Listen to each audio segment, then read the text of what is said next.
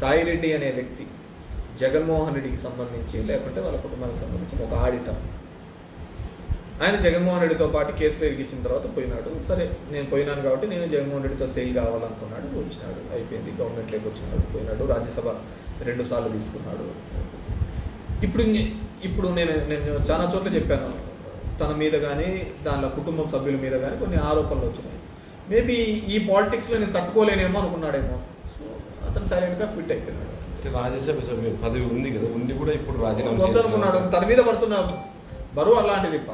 దానికి ఏం చేసే కదా, తన మీద అంత భారం ఉందేమో మనకు తెలుసు కదా. నాకు పెద్దగా సాయిరెడ్డితో అటాచ్మెంట్స్ కూడా తక్కువే.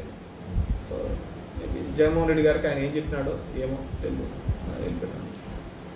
సో సార్ అతన్ని గౌరవించినారు, అతన్ని పైకెత్తుకున్నారు, అతను చెప్తే కార్యకర్తలు విన్నారు, లేకుంటే లీడర్లు విన్నారు అంటే అతను జగన్మోహన్ రెడ్డితో ఉన్నాడు అని అంతే. Jaganmohan Reddy without Jaganmohan Reddy Jayasai Reddy only auditor. నువ్వు చెప్తున్న రాజ్యసభ ఉండదు, ఇంకోటి ఉండదు. ఈ ఒకటి పక్కన ఈ పెరుగుతూ ఉంటాయంటేనే సున్నాలు పెరుగుతూ ఉంటుంది. ఈ ఒకటే లేకపోతే అన్ని సున్నాల కిందికి వస్తాయి అంతే, దాంట్లో వేరేది ఏమి లేదు. ఈ ఒకటి పక్కన ఇంతమంది ఉంటా అంటే అంతమందిగా దాని విలువ పెరుగుతూ పోతుంటుంది. ఆ ఒకటి జగన్మోహన్ రెడ్డి. దానికి అది మీకు జగన్మోహన్ రెడ్డి అనే వ్యక్తి సిస్టంలో చాలా దానిలకు జరుగుతున్న దాని మీద ఫైట్ చేసినాడు. వ్యవస్థలో జరుగుతున్న తప్పిదాల మీద కానీ ఇంకో దానిల మీద కూడా చాలా ఫైట్ చేసి ఒక లీడర్గా ఎలివేట్ అయినాడు. నేను ఎన్నో సందర్భాలు చెప్తున్నాను, ఎప్పుడైనా ఒక నాయకుడు అన్న తర్వాత కష్టంలో ఉన్నప్పుడు నిలబడతా అంటేనే రాయి. ఒక రాయి అయినా కానీ ఇప్పుడు మామూలుగా ఉంటే రాయి, దాన్ని కొట్టి చెప్తేనే ఒక షేప్ వచ్చింది. జగన్మోహన్ రెడ్డిని ఎందుకు అడ్మైర్ చేస్తారు? ఈ రాష్ట్రంలో ఇద్దరు క్రౌడ్ పుల్లర్స్. ఎప్పుడు వెళ్ళినా కానీ ఏ సందర్భంలో అయినా కానీ 10 నిమిషాల్లో 10,000 మందిని పూల్ చేసే వాళ్ళు ఎవరైనా ఉన్నారు అంటే రాజకీయ నాయకుల్లో అయితే అది ఒక జగన్మోహన్ రెడ్డి. రాజకీయాలు ప్లస్ దానికి సినిమా మసాలా యాడ్ అయితే పవన్ కళ్యాణ్. వీళ్ళిద్దరే ఏ సందర్భంలో అయినా క్రౌడ్ పుల్ చేయగలుగుతారు. చంద్రబాబు కావచ్చు, తెలుగుదేశం కావచ్చు, మేనేజ్మెంట్ మాట్లాడి ఇవన్నీ చేస్తారు. ఇది వీళ్ళిద్దరికే ఎమోషనల్గా వస్తారు దగ్గరికి. సో జగన్మోహన్ రెడ్డి అనే వ్యక్తికి ఉండేది ఓన్లీ పొలిటికల్ లీడర్షిప్. ఇక్కడ సినిమా గ్లామరు, సినిమా హీరోయిజం ఇవన్నీ కూడా పవన్ కళ్యాణ్ కలిసి. సో ఆ సినిమా గ్లామర్ అనేది ఆ చిత్రంలో ఉన్నప్పుడు ఉంటాడా లేకుంటే బయట ఉంటాడా అనేది వీ హ్యావ్ టు సీ.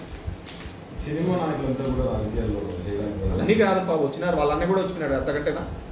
అంతకంటేనా పక్కన కమల్ హాసన్ వచ్చినాడు, ఆయన విన్నాడు. నా దరిద్రం ఏంటంటే నేను ఇంతవరకు చెప్పినది ఒకటి, మీరు అడిగేది ఒకటి. విద్య గురించి ఆ వ్యవస్థ గురించి ఫైట్ చేయండి. దీంతో ఏముంటుంది? మన ఆలోచనలంతా మసాలాలకు దిక్కే పోతా ఉంటుంది. అర్థమవుతుందా? మనం దాని నుంచే మార్పు రావాలి అంటున్నాను. ఇప్పుడు కమల్ హాసన్ చేసినాడు. కమల్ హాసన్ కంటే పెద్ద యాక్టరా పవన్ కళ్యాణ్? కాదు కదా. పర్ఫార్మెన్స్ వైజ్గా చూస్తే కమల్ హాసన్ మించిన వాళ్ళు ఏం లేదు కదా. నేషనల్ అవార్డ్స్ అతనికే కదా వచ్చినది. అంతకంటే పర్ఫార్మ్ చేసే వాళ్ళు ఏం లేదు కదా. అతను పెట్టిన పార్టీ అతనే గెలవలేకపోయినాడు కదా. So there is nothing like యాక్టర్కి రావాలని ఏం లేదు. యాక్టర్ ఇప్పుడు నెక్స్ట్ విజయ్ కూడా వస్తున్నాడు, తమిళనాడు విజయ్ కూడా పార్టీ పెడుతున్నాడు. ఇక్కడ వచ్చినాడు, చిరంజీవి కూడా వచ్చినాడు. చిరంజీవి 2 చోట్ల నిలబడితే తిరుపతిలో గెలిచినాడు, పాలకొల్లో ఓడిపోయాడు. నేను చెప్తాను, బాలకృష్ణ హిందూపురై గెలుస్తూ వచ్చినాడు. గుడివాళ్ళలో నిలబడమనంటే కంటిన్యూస్ 3 సార్లు గెలవలేడు కూడా. ఎందుకంటే మన వాళ్ళు కాబట్టి ఆ సౌత్ ఇండియాలోనే ఆ విధంగా ఉంటుంది. హీరోలు అంటే హీరోయిజం, హీరో అంటే ఒక దేవుళ్ళ కొలుస్తాం మనం. కొంపలో అన్ని పెట్టైనా సరే ముందు దానిలో పోతా అంటారు. నేను ఇంతకుముందు రేవతి ఇన్సిడెంట్ చెప్పాను కదా. ఆ హీరోయిజం అనేది వాళ్ళ ఒక క్యారెక్టర్ మాత్రమే. ఆ క్యారెక్టర్ని ఏ విధంగా పండిస్తున్నారు అనేది ఇంపార్టెంట్. నిజమైన హీరోస్ ఎవరనంటే సామాజికంగా మనకి ఎవడైతే పైకి తీసుకొని వచ్చినాడో వాడే. దేవుడు అంటే ఎక్కడ ఉండదు, మనకి ఎవడు సాయం చేస్తే వాడు దేవుడు, అంతకంటే వేరేది ఏంది లేదు. నేను ఎన్నో సందర్భాల్లో చెప్తా ఉంటాను. ఒక ఆటోలో నువ్వు రోడ్డు మీద కింద పడి ఉంటావు, ఎవడే కానీ వచ్చిండు రాత్రి 12 గంటలప్పుడు ఒక ఆటో వచ్చి నేను ఎక్కించుకొని పోతుంది. ఏమంటావు?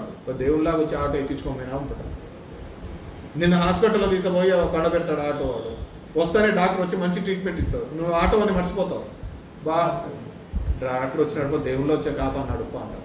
నీ జోబులో డబ్బులు ఉండవు. అప్పుడు ఎవడో వచ్చి నీ స్నేహితుల్లాగా వచ్చి డబ్బుల కోసం ఫోన్లో చేయొచ్చు అంటే వచ్చి నేను కడతాను లేదా ఫీజు అంటారు. అంటే నువ్వు దేవుడు రా టైప్. 3 సందర్భాల్లో ఒకనొకటి దాటేసుకుంటూ వచ్చినావు. ఇక్కడ ఎవడు దేవుడు అంటే సాయమే, నీకు ఎవడు చేసినాడు. మనకు అది లేదు. మనం తాత్కాలికంగా చూస్తుంటాం, తాత్కాలికంగా పోతాం, మనం అట్లే తల్లారుతాం. అందుకే ఇట్లుండదు. ప్రపంచంలో ఆడ ఉండదు, మన దాంట్లోనే ఆ విధంగా ఉంటుంది.